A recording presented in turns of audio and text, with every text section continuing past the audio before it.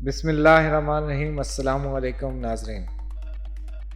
حال ہی میں مبینہ طور پر جیل سے فرار ہونے والے تحریک طالبان پاکستان کے سابق ترجمان احسان اللہ احسان نے عمران خان اور طالبان کے درمیان ہونے والی خط و کتابت کے بارے میں تہلکہ خیز انکشافات کر دیے ہیں۔ ناظرین، عمران خان نے طالبان کو خط میں کیا لکھا اور کتنی بار حکیم اللہ محسود کو خط لکھے گئے، جاننے کے لیے مکمل ویڈیو دیکھیں۔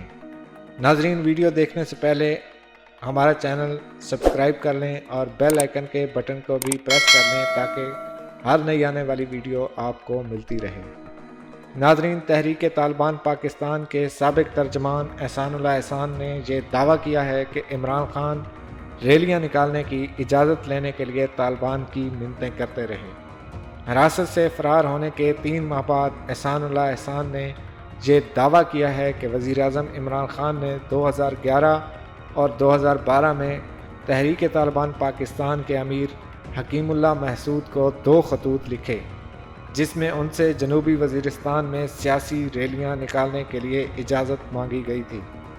خبر رساں اداروں نے حکیم اللہ محسود کے قریبی ساتھی احسان اللہ احسان کے حوالے سے یہ دعویٰ کیا ہے کہ احسان اللہ احسان کے مطابق اس وقت احسان اللہ احسان ٹی ٹی پی کا ترجمان تھا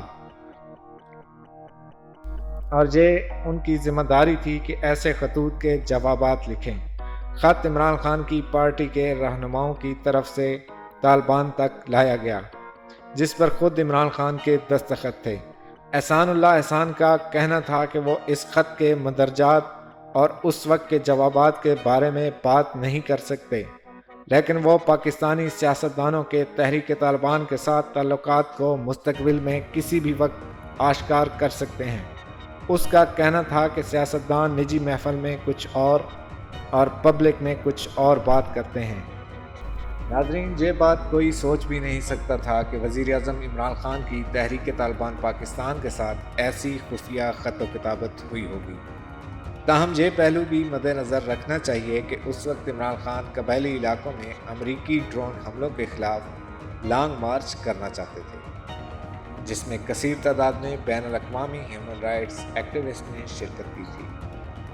باہر سے آئے غیر ملکی مہمانوں کی سیکورٹی کو یقینی بنانے کے لیے عمران خان کے یہ خطوط کوئی غیر مناسب اقدام نہیں معلوم ہوتے۔